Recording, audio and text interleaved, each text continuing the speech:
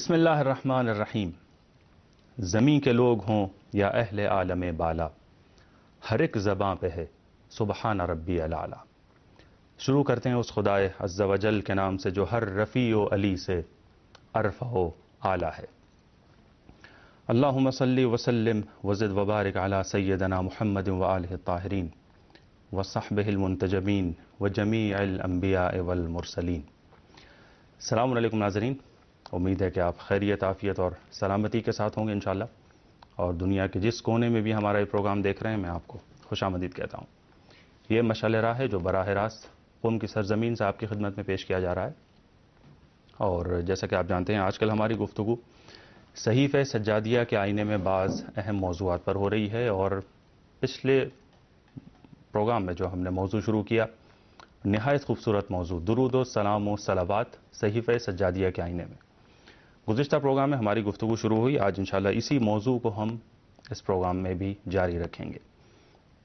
آج بھی ہمارا ساتھ دے رہے ہیں اس موضوع پر گفتگو کرنے کے لیے جناب حجت الاسلام والمسلمین مولانا سید عدیل اصغر کاظمی صاحب قبلہ۔ السلام علیکم، خوش آمدید۔ وعلیکم السلام ورحمۃ اللہ وبرکاتہ۔ بسم اللہ الرحمن الرحیم۔ میں بھی اپنی جانب سے آپ کو بھی اور اس پروگرام کو آمادہ اور تیار کرنے والے تمام اراکین اور اپنے تمام ناظرین کی خدمت میں سلام عرض کرتا ہوں، اور خداوند متعال سے دعا کرتا ہوں کہ ہماری اس گفتگو کو ہمارے دوسرے تمام اعمال کے ساتھ اپنی بارگاہ میں شرف قبولیت عطا کرے اور ہمارے لیے اور ہمارے ناظرین کے لیے انشاءاللہ مفید قرار دے انشاءاللہ۔ بہت شکریہ مولانا عدیل صاحب۔ پچھلی بار ایک اچھی گفتگو شروع ہوئی درود و سلام و صلوات کے حوالے سے، اور اس موضوع کو جو ایک عظیم اور وسیع موضوع ہے صحیفہ سجادیہ کے آئینے میں ہم نے بہرحال جتنی گنجائش تھی وقت میں پچھلے پروگرام میں دیکھنے کی کوشش کی۔ اس میں گفتگو ہوئی کہ بہرحال صلوات ایک نہایت مبارک عمل ہے، بہت سے اثرات اور برکات اس کے زندگی میں ہوتے ہیں۔ گفتگو ہماری یہاں سے شروع ہوئی اور اس کے بعد پہنچی یہاں پر کہ وہ صلوات جس کا سارا امام سجاد سلام اللہ علیہ نے صحیفہ سجادیہ میں لیا ہے اپنی دعاؤں میں، اس کی ایک خصوصیت یہ ہے کہ وہ صرف صلوات ہی نہیں بلکہ اس کے بعد کچھ ایسے اوصاف کا بھی ذکر ہے اس صلوات میں کہ جس سے پیغمبر کے صفات، ان کے کمالات ہمارے لیے واضح ہوتے ہیں، روشن ہوتے ہیں، اور ایک طرح سے آپ کی ذات کے سلسلے میں ہماری معرفت اور ہماری آگاہی میں اضافہ ہوتا ہے۔ یہ گفتگو ہماری تھی، انشاءاللہ یہاں سے ہم آج کی گفتگو کا آغاز کریں گے، لیکن اس سے پہلے ایک چھوٹا سا بریک لیں گے۔ ناظرین، آج کی گفتگو شروع ہوتی ہے ایک بریک کے بعد۔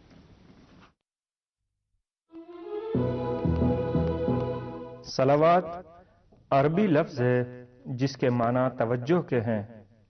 اس بنیاد پر خداوند عالم کے صلوات کا معنی رسول رحمت پر اللہ کی خاص توجہ ہے، اور مومنین کے صلوات کا معنی اللہ تعالی سے رحمت اور بلندی درجات کی دعا، ان کی فضیلت اور عظمت کا اقرار، ان کے فرامین کی تصدیق، ان کے اوامر کی بے چون و چرا اطاعت ہے، اور سلام کا مطلب ان کی ولایت کے سامنے سر تسلیم خم کرنا ہے۔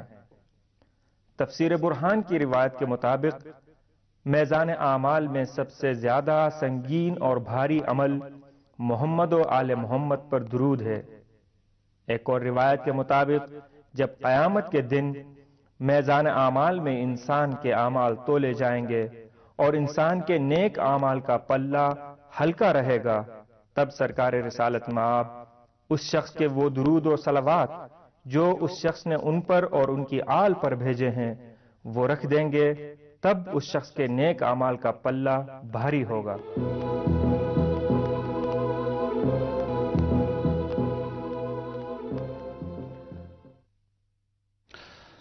اثقل ما یوضع فی المیزان یوم القیامہ الصلوات علی محمد و اہل بیت۔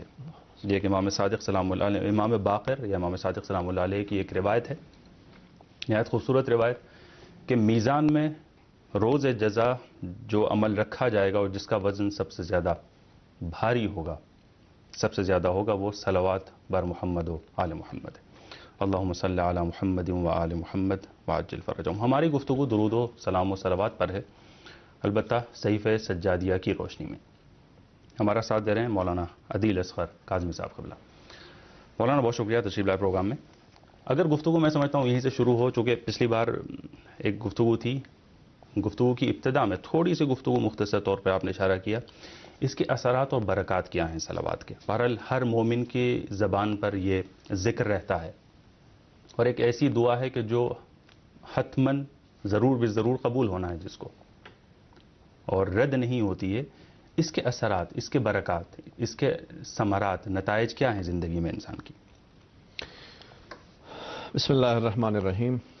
یقیناً جیسا کہ آپ نے فرمایا، یہ ایک ایسی دعا ہے جو بارگاہ خداوند متعال میں ضرور قبول ہوتی ہے. اور پچھلی مرتبہ بھی میں نے اشارہ کیا تھا کہ اس کی اہمیت کے لیے اتنا ہی کافی ہے کہ جس عمل پر ہمارے پورے اعمال کا دار و مدار ہے، اس عمل کی مقبولیت کے لیے اور خداوند متعال کی بارگاہ میں شرف قبولیت اس کو عطا ہونے کے لیے اسی صلوات کی ضرورت پڑتی ہے، اور اس کے بغیر وہ عمل قبول نہیں ہوتا. وہ نماز ہے. آج میں یہ عرض کرنا چاہوں گا کہ ہم اگر اجمالی طور پر دیکھنا چاہیں کہ صلوات کی اہمیت کیا ہے اور اس کے آثار کیا ہیں، تو خود حضرت رسول خدا صلی اللہ علیہ وآلہ وسلم سے یہ روایت ہے کہ تم لوگوں کا مجھ پر صلوات بھیجنا تمہاری حاجتوں کے قبول ہونے کا سبب بنتا ہے. دوسری بات یہ ہے کہ خداوند متعال تم سے راضی ہوتا ہے. اور تیسری بات یہ ہے کہ تمہارے اعمال اسی صلوات کی بنیاد پر خدا کی بارگاہ میں پاکیزہ اور طیب و طاہر ہو کر پہنچتے ہیں. اگرچہ بہت مختصر سا عمل ہے صلوات، اور عام طور پر چونکہ ہماری زبانوں پر رہتا ہے اور ہر مسلمان صلوات پڑھتا ہے، تو اسے شاید اس کی اہمیت کا اندازہ یوں نہ ہونے پائے، چونکہ ظاہر ہے جس چیز کی زیادتی ہو جاتی ہے اور جو چیز زیادہ ہماری زندگی میں آنے لگتی ہے، اس کی اہمیت کا اندازہ کم ہوتا ہے.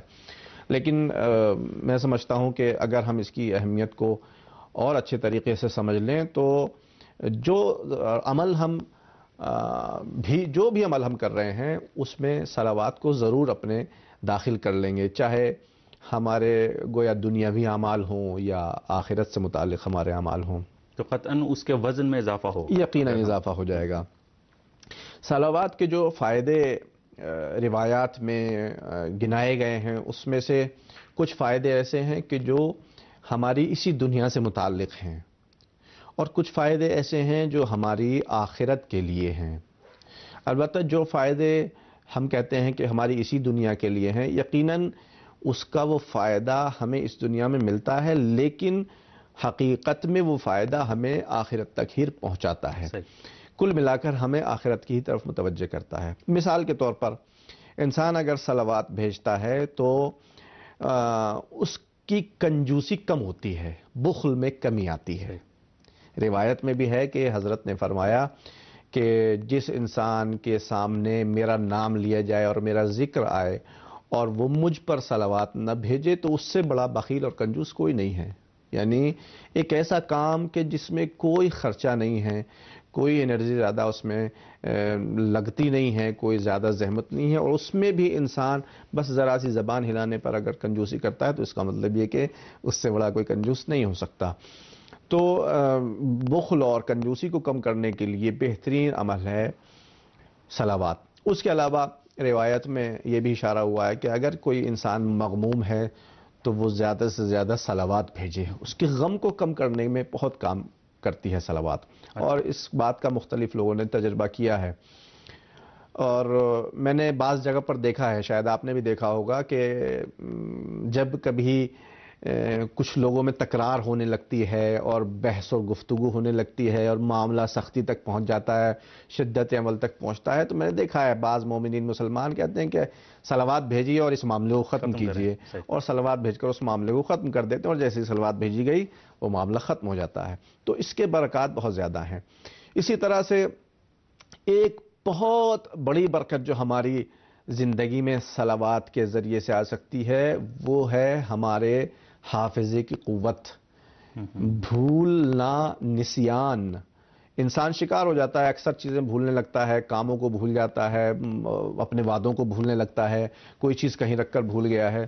تو ایسی صورت میں ظاہر ہے کہ بہت سے لوگ دوائیوں کا سہارا لیتے ہیں، بہت سے کچھ ورزشوں کا سہارا لیتے ہیں. تو ہماری روایات نے بھی بتایا ہے کہ اگر آپ چاہتے ہیں کہ آپ کی یہ بھولنے کی بیماری کم ہو، آپ کی یہ نسیاں کی بیماری کم ہو جائے، تو زیادہ سے زیادہ صلوات پڑھیے۔ صحیح، طلاب کے لیے اور اسٹوڈنٹس کے لیے قابل توجہ ہے یہ بات۔ ظاہر ہے کہ جن لوگوں کا کام ذہن سے زیادہ متعلق ہے، اسکالرز ہیں، علماء ہیں، ریسرچرز ہیں، اور دوسرے قسم جو افراد ذہن کا کام زیادہ کرتے ہیں، اسٹوڈنٹس ہیں، پڑھنے والے لوگ ہیں، تو صلوات جتنا زیادہ پڑھیں گے اتنا ہی حافظہ قوی ہوگا، بھولنے کی بیماری کم ہو جائے گی۔ یہ ایک نہایت اہم کردار رکھتی ہے۔ اگر ہم اس کے علاوہ اور بھی فوائد کی طرف اشارہ کریں تو بہرحال یہاں وقت میں چونکہ اتنی گنجائش نہیں، میں ایک دو فائدے جو آخرت میں ہمیں مل سکتے ہیں اس کی طرف میں اشارہ کرنا چاہوں گا۔ ایک بہت بڑا فائدہ جو آخرت میں ہمیں نصیب ہو سکتا ہے اس صلوات کے طفیل میں، وہ یہ ہے کہ حضرت رسول خدا صلی اللہ علیہ وآلہ وسلم نے ہی فرمایا ہے کہ جو انسان مجھ پر اور میری آل پر صلوات پڑھے گا اس کو میری شفاعت نصیب ہوگی۔ اور شفاعت کا مسئلہ ایسا ہے کہ جس کے بغیر آخرت میں نجات تقریباً ناممکن ہے۔ یعنی بہت ہی کم ایسے انسان ہیں قرآن کی روح سے شاید کہ جن کو شفاعت کی ضرورت نہ پڑے، وہ بھی شاید میں کہہ رہا ہوں، یعنی میرا اپنا علم ہے جہاں تک میرا مطالعہ ہے کہ شاید ان کو شفاعت کی ضرورت نہ پڑے۔ یعنی یہ سمجھ لیجئے کہ اکثر لوگ جو جنت میں جائیں گے ان کو شفاعت کی ضرورت پڑے گی، کسی کو کم کی، کسی کو زیادہ شفاعت کی ضرورت پڑے گی۔ کون ہے ایسا شخص جس کو یہ دعویٰ ہو کہ میری اطاعت میں، میری بندگی میں کسی طرح کا کوئی نقص نہیں ہے؟ ظاہر ہے کہ جب اس طرح کا مسئلہ ہے تو آئیے شفاعت کو حاصل کرنے کے لیے ہم زیادہ سے زیادہ صلوات پڑھیں، جتنی زیادہ ہم صلوات پڑھ سکیں گے۔ اور میں نے پچھلی بار بھی یہ روایت یہاں ذکر کی تھی، ابھی مجھے یاد آ گئی تو میں اس کو دوبارہ ذکر کر دوں کہ امام صادق علیہ الصلوۃ والسلام سے ہی مروی ہے کہ جس انسان کو اپنے گناہوں کو معاف کروانے کے لیے کوئی وسیلہ نہ مل رہا ہو اور اس کے پاس کوئی ایسا ذریعہ نہ ہو جس کی بنیاد پر وہ اپنے کثیر گناہوں کو معاف کروا سکے، تو اسے چاہیے کہ وہ محمد و آل محمد پر زیادہ سے زیادہ صلوات پڑھے۔ تو ظاہر ہے کہ جب انسان زیادہ سے زیادہ صلوات پڑھے گا اور عقیدے کے ساتھ پڑھے گا اور ایک اچھی فکر کے ساتھ، پاک نیت کے ساتھ پڑھے گا، تو اس کے گناہوں میں کمی آئے گی اور گزشتہ گناہوں کا جبران ہوگا۔ یقیناً صلوات میں اتنی سچائی ہے اور اتنی طاقت ہے اور میں یہاں پر آیت اللہ بہاؤالدینی رحمۃ اللہ علیہ کا ایک مختصر 2 جملوں میں یہ بیان کر دینا چاہتا ہوں کہ ایک انسان نے ان سے جا کر پوچھا کہ میری ایک بہت بڑی حاجت ہے، میں چاہتا ہوں کہ وہ پوری ہو جائے، تو اس کے لیے میں کتنی صلوات بھیجوں؟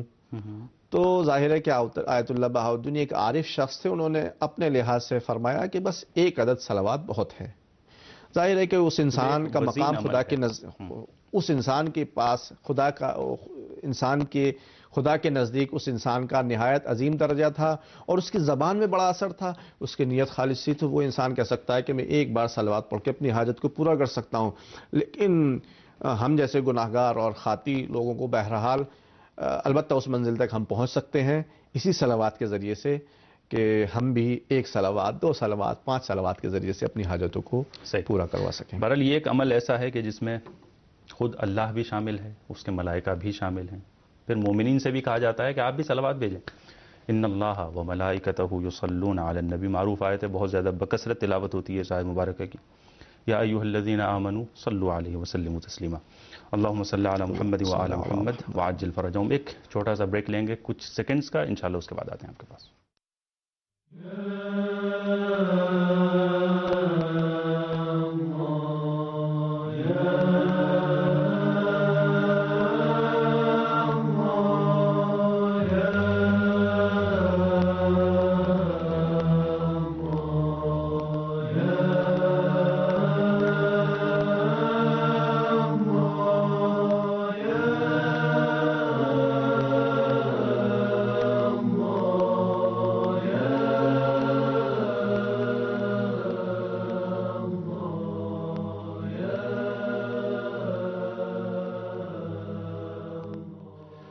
یا اللہ یا اللہ یا رحمان یا رحیم یا مقلب القلوب ثبت قلوبنا علی دینک۔ آپ مشعل راہ دیکھ رہے ہیں، ہماری گفتگو درود و سلام و صلوات کے سلسلے میں ہو رہی ہے۔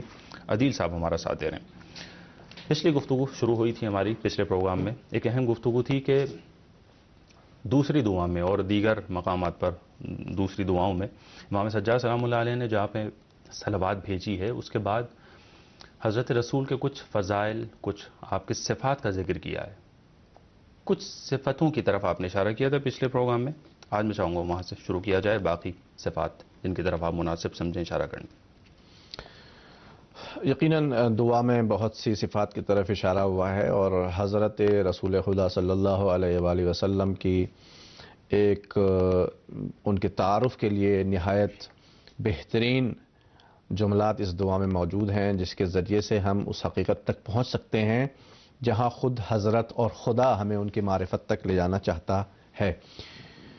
اس میں سے چند ایک باتیں ظاہر ہے جیسے بھی آپ نے فرمایا، پچھلی گفتگو میں نے عرض کی، آج میں چند ایک باتیں عرض کرنا چاہوں گا. ایک صلوات کے طفیل میں ایک جملہ امام سجاد علیہ السلام نے یہ فرمایا کہ وَحَارَبَ فِي رِضَاكَ أُسْرَتَهُ، کہ رسول خدا کی خصوصیت یہ تھی کہ وہ تیری راہ میں اپنے قبیلے سے بھی قتال اور جہاد پر تیار ہو گئے. اب آپ دیکھیں، ذرا تصور کریں کہ عرب کا ماحول جہاں قبیلہ اور خاندان ہی سب کچھ ہے، جہاں پر جو قبیلہ جتنے زیادہ افراد پر مشتمل ہو اس کی قوت اتنی ہی زیادہ سمجھی جاتی ہے. جی.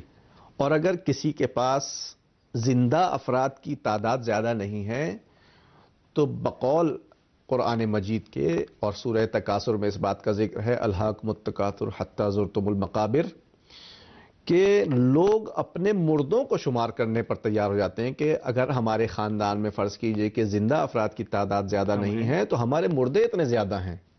یعنی جہالت کی حد یہ ہے. تو ایسے موقع پر ہر انسان، عام انسان، یہ چاہے گا کہ میں اپنے قبیلے، اپنے قوم کو اپنے ساتھ بنا کر رکھوں تاکہ میں جو بات اور جو مشن لے کر آگے بڑھ رہا ہوں وہ اس کو تیزی سے آگے بڑھا سکوں اور میری حمایت میں لوگ رہیں. اس وقت کا بھی مزاج یہ تھا، آج کل بھی کم و بیش اس طرح کا مزاج ہے کیا جا سکتا ہے، اور یہ ایک جاہلیت کا مزاج ہے. اس مزاج کے برخلاف پیغمبر خدا نے اپنے ہی قوم اور اپنے ہی قبیلے والوں سے منہ موڑا. کس وجہ سے؟ خدا کے دین کی بنیاد پر، کہ اگر تم ساتھ آتے ہو تو ٹھیک ہے، نہیں آتے ہو تو میرا خدا میرے ساتھ ہے. دعوت ذوالعشیرہ آپ کے سامنے ہے اور میرے ناظرین بھی اس کو سنتے رہتے ہیں اور پڑھا بھی ہوگا بہت سی جگہوں پر کہ آپ نے حکم خدا آنے کے بعد دعوت ذوالعشیرہ کا انتظام کیا اور اب سب سے پہلے اپنے قبیلے والوں کو دعوت دی، اور دعوت دینے کے بعد 3 دن تک یہ دعوت چلی اور وہاں پر آپ نے اپنے الہی مشن کا اعلان کیا، مگر صرف 1 یا 2 افراد کے تمام لوگ منکر ہو گئے اور مذاق اڑانے لگے. تو اب آپ دیکھیے، وَقَطَعَ فِي إِحْيَاءِ دِينِكَ رَحِمَهُ، تیرے دین کو زندہ کرنے کی خاطر اس رسول نے اپنے ارحام کو بھی دور کر دیا، قطع رحم کیا. یعنی قطع رحم ایسے تو صحیح نہیں ہے، بالکل صحیح نہیں ہے، مناسب نہیں ہے. اجازت نہیں دی گئی ہے کہ آپ قطع تعلق، گناہان کبیرہ میں سے ہے، گناہان کبیرہ میں سے ہے، لیکن اللہ کی خاطر، اللہ کی خاطر، چونکہ وہ ارحام خدا کے دین کی بات کو ماننے کے لیے تیار نہیں تھے، اس میں رکاوٹ بن رہے تھے، اللہ کے اس میں مانے تھے، رکاوٹ تھے، ان کو انہوں نے دور کر دیا اپنے سے. بڑی عجیب منزل ہے. وَقَرَّبَ الْأَقْصَيْنَ عَلَى اسْتِجَابَتِهِمْ لَكَ، یہ بہت عجیب بات ہے ہم لوگوں کے لیے جو اپنے آپ کو سنت پیغمبر کا پیروکار مانتے ہیں، جو بھی ہیں. ہم بھی اگر چاہتے ہیں کہ سنت پیغمبر پر عمل کریں تو دیکھیے کہ رسول خدا نے اس بنیاد پر کہ لوگوں نے خدا کی بات کو قبول کیا، لوگوں نے خدا کی بات کو قبول کیا. پھر میں تکرار کروں گا، لوگوں نے، دوسرے لوگوں نے، دوسری قوم والوں نے، دوسرے قبیلے والوں نے خدا کی بات کو قبول کیا تو پیغمبر نے ان کو اپنے سے نزدیک کر لیا. ایک کیا کہیں گے اس کو، ٹرائنگل بن گیا، دیکھیے ہے نا، ایک مثلث بن گیا. لوگوں نے خدا کی بات کو قبول کیا، پیغمبر نے اپنے سے نزدیک کر لیا. اب پیغمبر کی ہجرت آپ دیکھیں مدینے کی طرف کیوں ہے؟ کیونکہ مکے والے جو اپنے تھے وہ ان کی جان کے در پہ ہیں. مدینے والے سے کوئی رشتہ داری نہیں ہے، مگر اس کے باوجود بھی چونکہ مدینے والوں نے آپ کی رسالت کا کلمہ پڑھا ہے، توحید الہی کا کلمہ پڑھا ہے، لہٰذا وہاں کا سفر اختیار کیا اور وہیں پر پہنچ کر علل اعلان آپ نے اسلام کی تبلیغ فرمائی ہے. یہ کس بنیاد پر؟ یہ اس لیے کہ ان لوگوں نے توحید الہی کا کلمہ پڑھا. اب ہم جیسے انسان کو اگر یہ بات سمجھ میں آ جائے کہ پیغمبر کس کو اپنے سے نزدیک کرتے ہیں، تو میری زندگی میں ظاہر ہے کہ بہت ساری اونچ نیچ ختم ہو سکتی ہیں، میری زندگی کے بہت سارے اعمال سدھر سکتے ہیں، میری بہت ساری نیتوں میں پاکیزگی آ سکتی ہے. خدا کا رسول کس کو نزدیک کر رہا ہے اپنے سے؟ اس کو جو خدا کی بات کو قبول کر رہا ہے، اور دور کر رہا ہے کس کو؟ اس کو جو خدا کے دین میں رکاوٹ بن رہا ہے. اب یہاں اس کے لیے فرق نہیں کرتا کہ قبول کرنے والا کوئی غیر ہے اور رکاوٹ بننے والا اپنا ہے. اپنا تو ہے ہی نہیں، یعنی اس کو وہ ہم کہتے ہیں کہ وہ اپنے تھے. اپنائیت اور غیریت کا بھی جو معیار ہے وہ خدا ہے. اگر آپ نے یا میں نے خدا کو قبول کیا ہے، خدائی باتوں کو قبول کیا ہے، خدائی احکام کو قبول کیا ہے، تو ہم حضرت محمد صلی اللہ علیہ وآلہ وسلم کے نزدیک ہیں، نزدیکی ہیں. بے شک بے شک. اسی لیے آپ دیکھیے کہ سلمان و منا اہل البیت، حضرت سلمان رحمۃ اللہ علیہ کے لیے یہ بات پیغمبر نے کہی ہے، اور اس بات کو میرے ناظرین جانتے ہیں. تو اب آپ دیکھیے کہ کس قدر معیار پیغمبر خدا کی زندگی میں بلند ہے، اور یہی عظیم مسئلہ ہے جس کی بنیاد پر آپ کی دعوت جس کے بھی کان میں پہنچتی ہے اور آپ کے دین کے معارف جس کے بھی کان میں پہنچتے ہیں، وہ اس کو قبول کرنے کے لیے تیار ہو جاتا ہے. بے شک. کیونکہ معیار ہی الگ ہے. اور اگر خدا نخواستہ وہی معیار ہوتا جو عرب میں تھا کہ اگر میرے قبیلے کا ہے تو میرا ہے اور میرے قبیلے کا نہیں ہے تو نہیں ہے، تو پھر یہ دعوت وہیں تک محدود ہو کر رہ جاتی اور شاید وہاں بھی پنپنے نہ پاتی. لہٰذا دین اسلام کی تبلیغ میں نہایت اہم عنصر ہے پیغمبر خدا کی یہ صفت. صحیح. صلوات کے بعد جہاں پہ متعدد صفتوں کا ذکر ہوا ہے، وہاں پہ برجستہ طور پر ان صفات کی طرف بھی اشارہ ہوا ہے. بالکل بالکل ایسا ہی ہے. اور اب آپ دیکھیے کہ پیغمبر خدا نے راہ خدا میں اپنے وطن کو چھوڑنا گوارا کیا. راہ خدا میں اپنے خاندان والوں کو چھوڑنا گوارا کیا، اپنے آباء و اجداد کی قبروں کو چھوڑنا گوارا کیا، اپنے وطن کو جہاں ان کی ولادت ہوئی تھی. انسان کو اکثر ایسی جگہوں سے بہت انس ہوتا ہے، لیکن اس سب کو انہوں نے گوارا کیا. کس بنیاد پر؟ صرف اس بنیاد پر کہ وہ یہ چاہتے تھے کہ کسی طریقے سے خداوند متعال کا دین لوگوں کے ذہنوں میں اتر جائے، خداوند متعال کے معارف لوگوں تک پہنچ جائے، اور کوئی بھی صرف قبیلے اور قوم کی بنیاد پر اس دین کے معارف سے محروم نہ رہنے پائے. صحیح. اب آپ دیکھیے کہ کیسی عجیب عجیب صفات ہیں. آپ نے دیکھیے کہ خداوند متعال نے اس پیغمبر کو کیسی عزت دی ہے اور کیسا اطمینان دیا ہے کہ جب آپ مکے سے ہجرت کر کے آ رہے ہیں تو تنہا ہیں، یا بقول بعض تاریخوں کے کہ ایک صحابی بھی ساتھ میں ہیں. اب وہ آئے ہیں کس جگہ پر؟ مدینے میں. کس بھروسے آئے ہیں؟ کوئی رشتہ دار نہیں ہے، کوئی زمین جائیداد نہیں ہے، کوئی پہلے سے کانٹیکٹ کچھ نہیں ہے. آ گئے ہیں صرف اس بنیاد پر کہ مدینے میں بہت سارے لوگوں نے توحید الہی کا کلمہ پڑھ لیا ہے. تو کس بنیاد پر اب رسول آئے ہیں؟ کیا لوگوں کو دیکھتے ہوئے آئے ہیں؟ ہرگز نہیں. فَنَهَادَ إِلَيْهِمْ مُسْتَفْتِحًا بِعَوْنِكَ،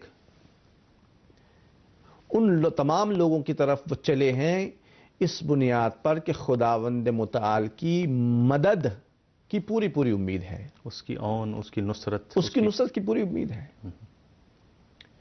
جہاں رسول نے ان 40 ننگی رسول کو خدا نے 40 ننگی اور برہنہ تلواروں کے درمیان سے سالم صحیح نکال دیا، تو اس پیغمبر کو ظاہر ہے کہ ایک عام انسان بھی ہوتا تو کسی حد تک اس کے بھی دل کو قوت مل جاتی کہ جب میں ایسے خطرات سے نکل آیا ہوں تو پیغمبر کا تو مقام بہت کہیں بالا تر ہے، بہت بالا تر ہے، اور وہ بخوبی اس بات کو سمجھتے ہیں کہ خدا نے میری پشت و پناہی کے لیے، میری حمایت کے لیے، میری نصرت کے لیے ہر قسم کا اہتمام کیا، لہٰذا بغیر کسی کمزوری کا احساس کیے ہوئے، بغیر کسی اس احساس کے کہ اب نہ جانے میرا اس شہر میں کیا ہوگا، میرا کوئی ناصر ہوگا کہ نہیں ہوگا، میرے پاس پیسے ہوں گے کہ نہیں ہوں گے، میرے پاس رہنے کے لیے گھر ہو، بغیر کسی ایسے احساس کے پیغمبر نے دین کی نصرت کے لیے، دین کو زندہ کرنے کے لیے مدینے کی طرف قدم بڑھایا، اور اس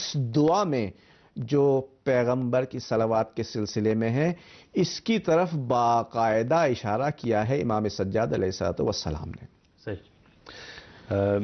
ایک طویل سلسلہ ہے صفات کا جو اس صلوات کے بعد، درود کے بعد ذکر ہوئے ہیں، اور کافی گنجائش ہے گفتگو کی۔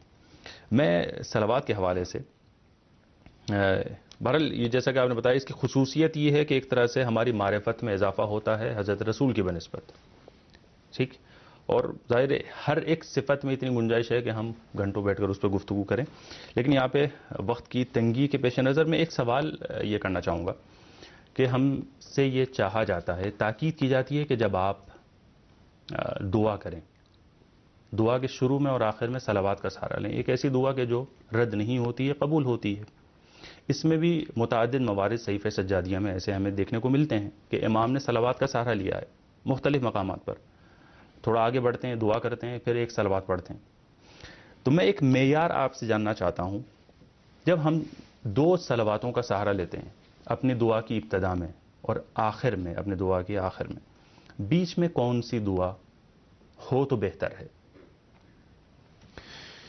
بہت اہم سوال کی طرف آپ نے اشارہ کیا۔ میں 3-4 منٹ کا وقت ہمارے پاس ہے۔ میں ایک مختصر طور پر ایک جملہ یہاں یہ پہلے میں عرض کر دینا چاہتا ہوں اپنے ناظرین کے لیے کہ یقیناً ہماری دعائیں ہماری ہمت کو ظاہر کرتی ہیں کہ ہماری ہمت کتنی بلند ہے۔ ایک بچے سے اگر کہا جائے کہ اگر تم ایگزام میں پاس ہو جاؤ گے مثال کے طور پر تو تمہیں جو کہو گے وہ ہم دلوائیں گے، تو وہ بچہ اگر اس کی ہمت بلند ہوگی تو اس کے مانگنے کا طریقہ الگ ہوگا، اور اگر ہمت پست ہوگی تو اس کے مانگنے کا طریقہ الگ ہوگا۔ صحیح۔ وہ یا تو چاکلیٹ مانگے گا، چپس مانگے گا، کولڈ ڈرنک مانگے گا، اس طرح کی چیز مانگے گا۔ اگر ہمت بلند ہوگی تو مثال کے طور پر سائیکل مانگے گا، موٹر سائیکل مانگے گا، بائک وغیرہ، وہ اپنی ہمت کے اعتبار سے۔ اسی طریقے سے جب ہم خداوند متعال کے سامنے دستے دعا بلند کرتے ہیں اور اس سے دعا کرتے ہیں تو در حقیقت ہم خدا کے سامنے اپنی ہمت کا اعلان کرتے ہیں کہ ہماری ہمت کتنی بلند ہے۔ بہت سے لوگ دعا مانگتے ہیں کہ اے اللہ میرے اوپر بڑا قرض ہے، میرے قرضوں کو ادا کر دے۔ یہ بھی ایک دعا ہے۔ ایک دعا ہے، ظاہر ہے کہ اسے مانگنا چاہیے، اگر ہم مقروض ہیں تو ہمیں مانگنا چاہیے، خدا ہی سے مانگیں گے۔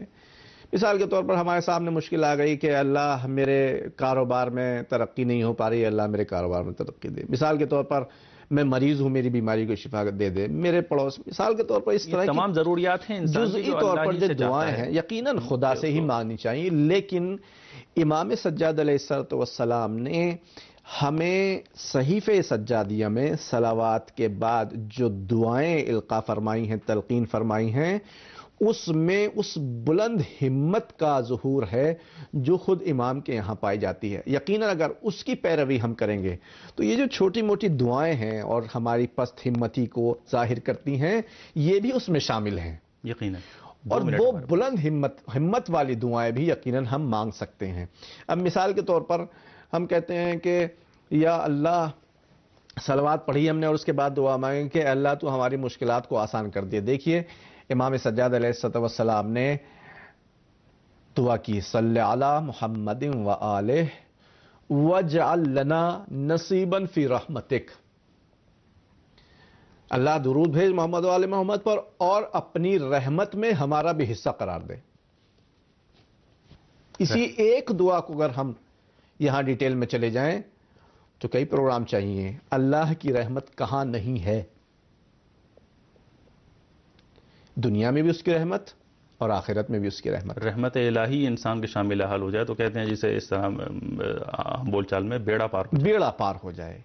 صحیح۔ اب آپ دیکھیں کتنی بلند مرتبہ دعا ہے، وَاجْعَلْ لَنَا نَصِيبًا فِي رَحْمَتِكَ، اپنی رحمت میں ہمارا بھی حصہ قرار دے۔ اور اگر ہماری یہ دعا قبول ہو جائے کہ وہ اپنی رحمت میں ہمارا بھی حصہ قرار دے، تو کیا کوئی مسلمان، کوئی مومن اپنے دل پر ہاتھ رکھ کر یہ کہہ سکتا ہے کہ اگر اس کے شامل حال ہو جائے رحمت الہی تو کسی بھی مرحلے پر وہ ناکام ہو سکتا ہے؟ قطعاً ایسا نہیں۔ قطعاً ایسا نہیں ہے۔ صحیح۔ بہت شکریہ عادل صاحب، گفتگو پیاری گفتگو تھی، موضوع بھی پیارا ہے۔ انشاءاللہ گفتگو جاری رہے گی، اگلے پروگرام میں بھی میں آپ کا ساتھ دوں گا انشاءاللہ۔ میں شکر گزار ہوں آپ کا۔ درود و سلام و صلوات کے حوالے سے انشاءاللہ آئندہ بھی ہماری گفتگو ہوگی۔ ناظرین اگر وقت رکھتے ہیں اس دن کے اس حصے میں تو امید ہے کہ آئندہ بھی ہماری ہمراہی کریں گے، ہمارا ساتھ دیں گے انشاءاللہ۔ وہ تو یکتا ہے مگر عالم تنہائی میں نے گھبرا کے کئی نام پکارے اس کے، یا اللہ یا رحمان یا رحیم یا مقلب القلوب ثبت قلوبنا علی دینک۔ خدا حافظ۔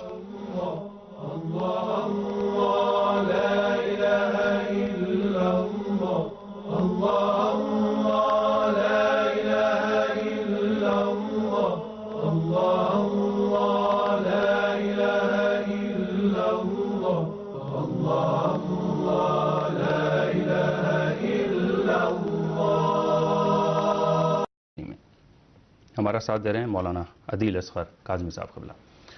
مولانا بہت شکریہ تشریف لائے پروگرام میں۔ اگر گفتگو میں سمجھتا ہوں یہیں سے شروع ہو، چونکہ پچھلی بار ایک گفتگو تھی، گفتگو کی ابتدا میں تھوڑی سی گفتگو مختصر طور پہ آپ نے اشارہ کیا، اس کے اثرات اور برکات کیا ہیں صلوات کے۔ بہرحال ہر مومن کی زبان پر یہ ذکر رہتا ہے اور ایک ایسی دعا ہے کہ جو حتماً ضرور بالضرور قبول ہونا ہے جس کو، اور رد نہیں ہوتی ہے۔ اس کے اثرات، اس کے برکات، اس کے ثمرات، نتائج کیا ہیں زندگی میں انسان کی؟ بسم اللہ الرحمن الرحیم۔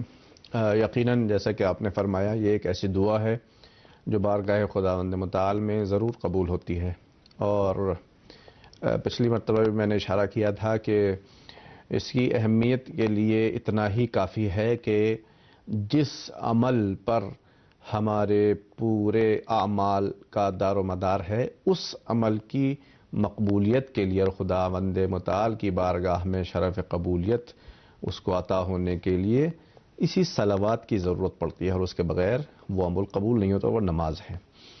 آج میں یہ عرض کرنے کے بعد پہنچی یہاں پر کہ وہ صلوات جس کا سارا امام سجاد سلام اللہ علیہ نے صحیفہ سجادیہ میں لیا ہے اپنی دعاؤں میں، اس کی ایک خصوصیت یہ ہے کہ وہ صرف صلوات ہی نہیں بلکہ اس کے بعد کچھ ایسے اوصاف کا بھی ذکر ہے اس صلوات میں کہ جس سے پیغمبر کے صفات، ان کے کمالات ہمارے لیے واضح ہوتے ہیں، روشن ہوتے ہیں، اور ایک طرح سے آپ کی ذات کے سلسلے میں ہماری معرفت اور ہماری آگاہی میں اضافہ ہوتا ہے۔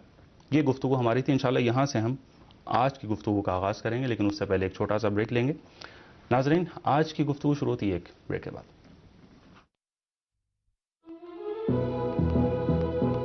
صلوات عربی لفظ ہے جس کے معنی توجہ کے ہیں۔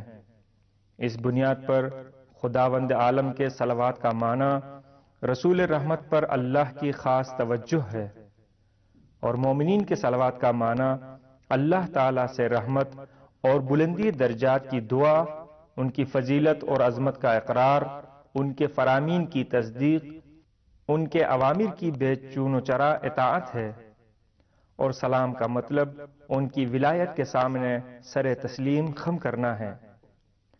تفسیر برہان آج انشاءاللہ اسی موضوع کو ہم اس پروگرام میں بھی جاری رکھیں گے۔ آج بھی ہمارا ساتھ دے رہے ہیں اس موضوع پر گفتگو کرنے کے لیے جناب حجت الاسلام والمسلمین مولانا سید عدیل اصغر کاظمی صاحب قبلہ۔ السلام علیکم، خوش آمدید۔ علیکم السلام ورحمۃ اللہ وبرکاتہ۔ بسم اللہ الرحمن الرحیم۔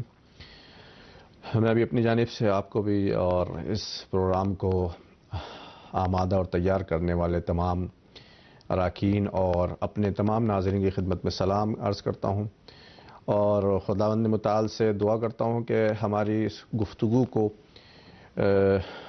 ہمارے دوسرے تمام اعمال کے ساتھ اپنی بارگاہ میں شرف قبولیت عطا کرے اور ہمارے لیے اور ہمارے ناظرین کے لیے انشاءاللہ مفید قرار دے۔ انشاءاللہ، بہت شکریہ مولانا عادل صاحب۔ پچھلی بار ایک اچھی گفتگو شروع ہوئی درود و سلام و صلوات کے حوالے سے، اور اس موضوع کو جو ایک عظیم اور وسیع موضوع ہے صحیفہ سجادیہ کے آئینے میں ہم نے بہرحال جتنی گنجائش تھی وقت میں پچھلے پروگرام میں دیکھنے کی کوشش کی۔ اس میں گفتگو ہوئی کہ بہرحال صلوات ایک نہایت مبارک عمل ہے، بہت سے اثرات اور برکات اس کے زندگی میں ہوتے ہیں۔ گفتگو ہماری یہاں سے شروع ہوئی اور اس کی روایت کے مطابق میزان اعمال میں سب سے زیادہ سنگین اور بھاری عمل محمد و آل محمد پر درود ہے۔ ایک اور روایت کے مطابق جب قیامت کے دن میزان اعمال میں انسان کے اعمال تولے جائیں گے اور انسان کے نیک اعمال کا پلہ ہلکا رہے گا، تب سرکار رسالت مآب اس شخص کے وہ درود و صلوات جو اس شخص نے ان پر اور ان کی آل پر بھیجے ہیں وہ رکھ دیں گے، تب اس شخص کے نیک اعمال کا پلہ بھاری ہوگا۔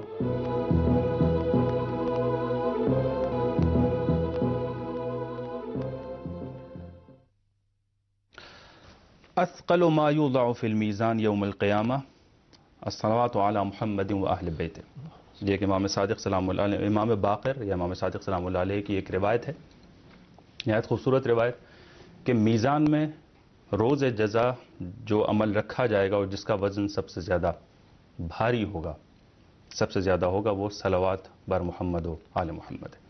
اللہم صلی علی محمد و آل محمد وعجل فرجہم۔ ہماری گفتگو درود و سلام و صلوات پر ہے، البتہ صحیفہ سجادیہ کی روشنی۔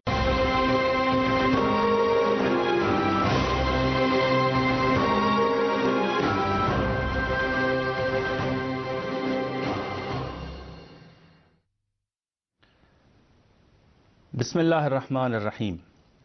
زمین کے لوگ ہوں یا اہل عالم بالا، ہر ایک زباں پہ ہے سبحان ربی الاعلیٰ۔ شروع کرتے ہیں اس خدائے عز و جل کے نام سے جو ہر رفیع و علی سے ارفع و اعلیٰ ہے۔ اللہم صلی وسلم وزد وبارک علی سیدنا محمد و آلہ الطاہرین وصحبہ المنتجبین وجمیع الانبیاء والمرسلین۔ السلام علیکم ناظرین، امید ہے کہ آپ خیریت، عافیت اور سلامتی کے ساتھ ہوں گے انشاءاللہ، اور دنیا کے جس کونے میں بھی ہمارا یہ پروگرام دیکھ رہے ہیں میں آپ کو خوش آمدید کہتا ہوں۔ یہ مشعل راہ ہے جو براہ راست قم کی سرزمین سے آپ کی خدمت میں پیش کیا جا رہا ہے، اور جیسا کہ آپ جانتے ہیں آج کل ہماری گفتگو صحیفہ سجادیہ کے آئینے میں بعض اہم موضوعات پر ہو رہی ہے، اور پچھلے پروگرام میں جو ہم نے موضوع شروع کیا نہایت خوبصورت موضوع درود و سلام و صلوات صحیفہ سجادیہ کے آئینے میں، گزشتہ پروگرام میں ہماری گفتگو شروع ہوئی